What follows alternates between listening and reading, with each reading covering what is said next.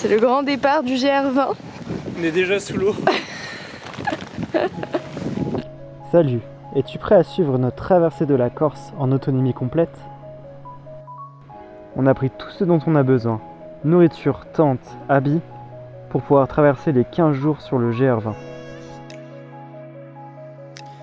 C'est maintenant l'heure du verdict final, on va savoir le poids des sacs.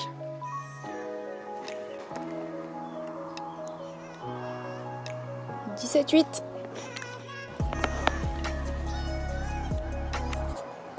24,3. Bonjour tout le monde. Coucou. Bienvenue dans cette nouvelle aventure en Corse. On est au tout départ du GR20. Comme vous pouvez le voir. Donc c'est parti, on va découvrir ça avec vous, on va vous montrer les images et puis on espère que vous allez apprécier l'aventure. Allez, Salut. salut. On voit Calvi là-bas.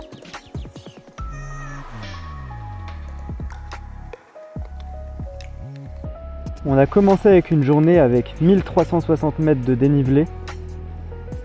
On a commencé un petit peu d'escalade jusqu'au refuge d'Ortudi ou Piovio. Après plusieurs montées, on tombe sur cette splendide vue.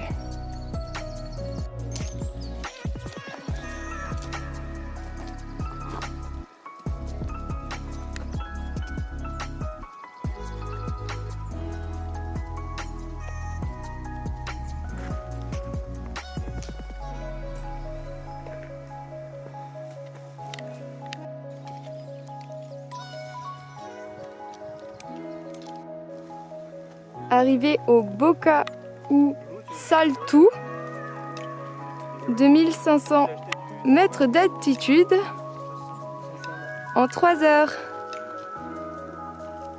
Il est bientôt 11 heures, on va pique-niquer. Pas d'heure pour manger en trek.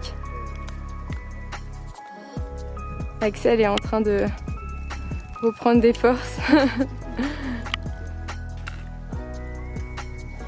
Passage un peu acrobatique. Les bâtons ne servent à rien.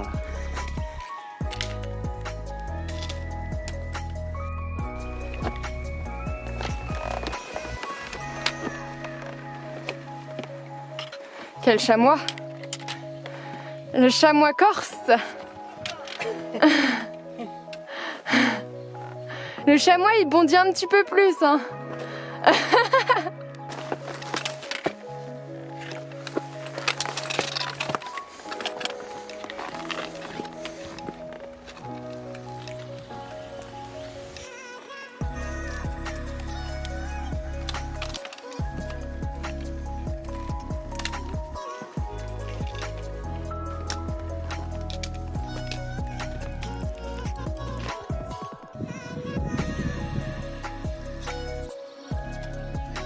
Ça se dégage un petit peu.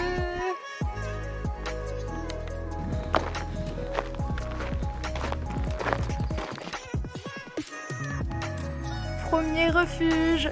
On est en train de monter la tente.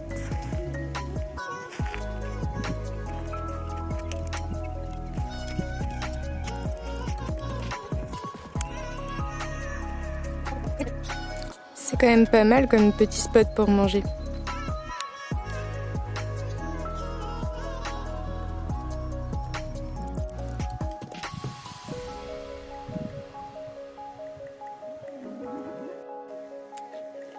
À demain pour la deuxième journée.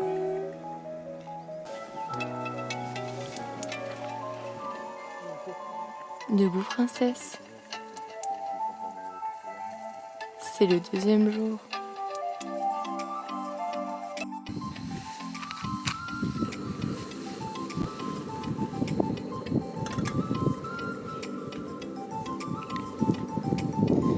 Là, on vient de terminer notre première nuit dans notre premier refuge. Et là on va direction Carozzo. On a 6h15 de marche pour la deuxième étape.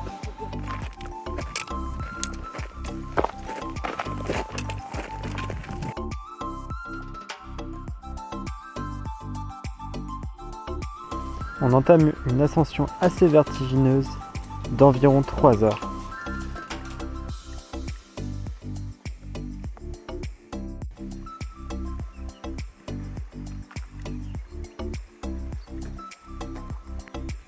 Ça, c'est les gens qu'on va devoir rejoindre. Sachant que nous, on est là.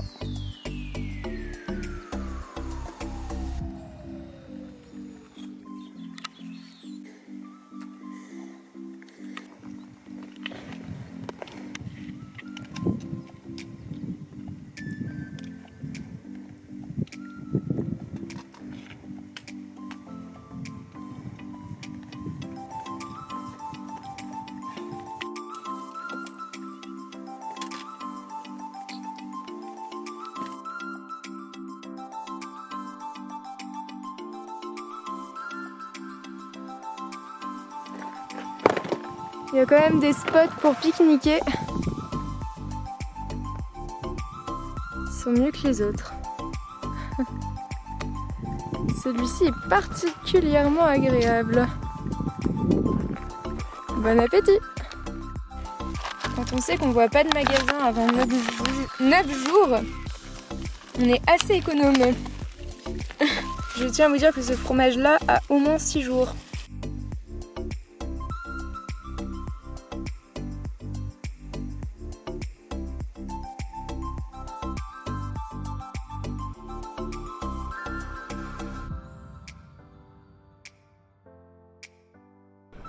Cette deuxième journée aura été très technique, un mot qu'on entend un peu partout là-bas. En fait, c'est vraiment pas évident de se déplacer avec les gros sacs à dos qu'on a, mais on l'a fait tranquillement et on a fini par arriver.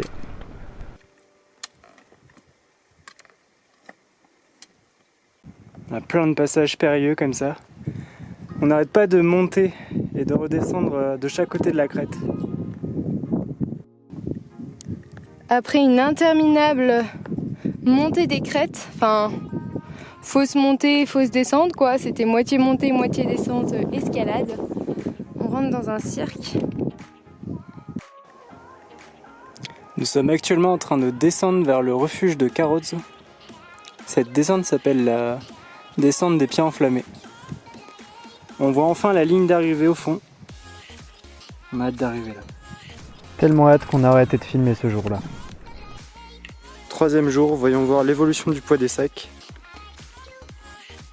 16. 23,9.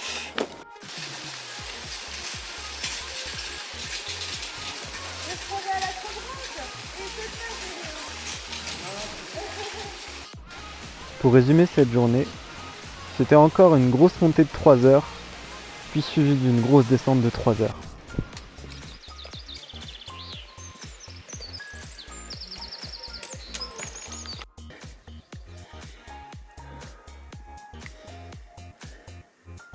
Il y a encore de la neige, juste ici. On y est demain, là. Alors où est le lac, chérie? Je sais pas.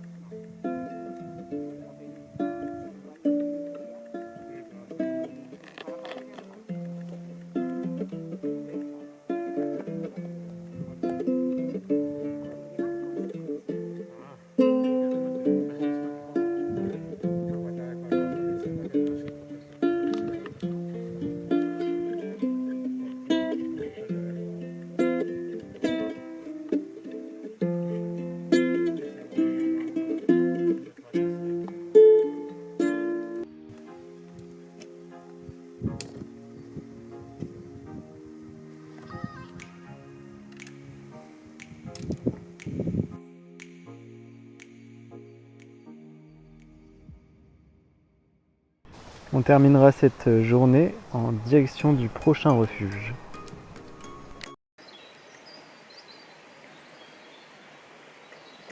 Ah ouais, là il y a 5h du matin. Tout ça pour monter plus vite le sommet. Pour ceux qui se posaient la question et qui nous disaient que c'est pas des vraies vacances qu'on fait, vous avez raison. 6h, petit déjeuner à Astu-Stignu, une station de ski, là où on a bivouaqué. On va prendre notre petit déj au bord du ruisseau, devant un petit lever de soleil.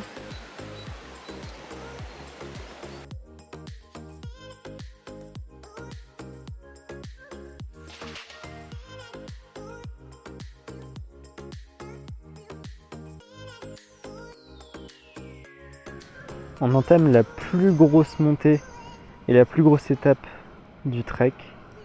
Donc on y va progressivement, pas après pas. Et on vise de toute façon d'arriver jusqu'au sommet.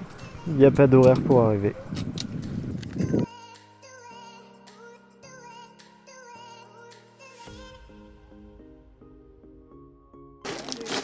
Chérie, ton avis après cette montée à 2600 mètres, J'ai plus de jambes. 2607 Ne mètres? répondent plus. Par contre, la vue est pas mal du tout.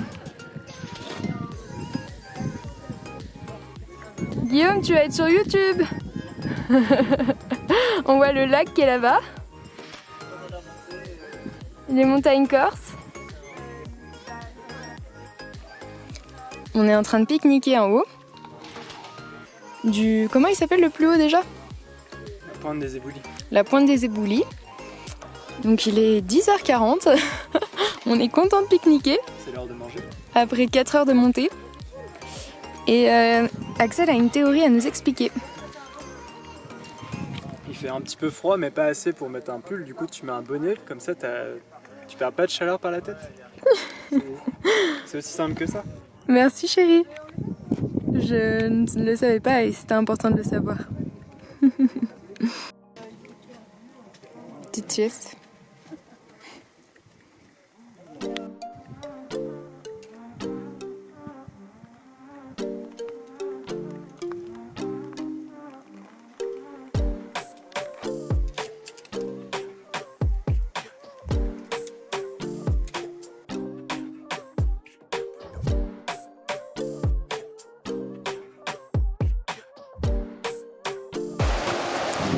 Notre petite baignade après cette dure journée.